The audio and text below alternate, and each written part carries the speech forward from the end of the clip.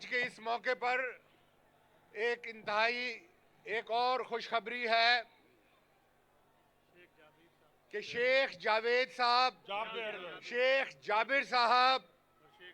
और हाजी अकमल साहब ने पाकिस्तान मुस्लिम लीग नून में शामिल होने का ऐलान किया है। मैं उन्हें मुस्लिम लीग नून खानेवाल की तरफ से खुशामदीद कहता हूं और मरियम नवाज साहिबा की तरफ से उन्हें मुबारकबाद पेश करता हूं।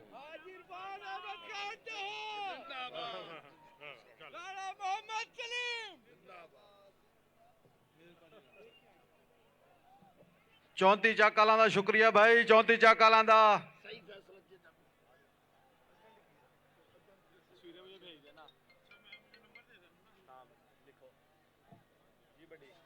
कच्चे खूह 22 चाकालां दा भी शुक्रिया।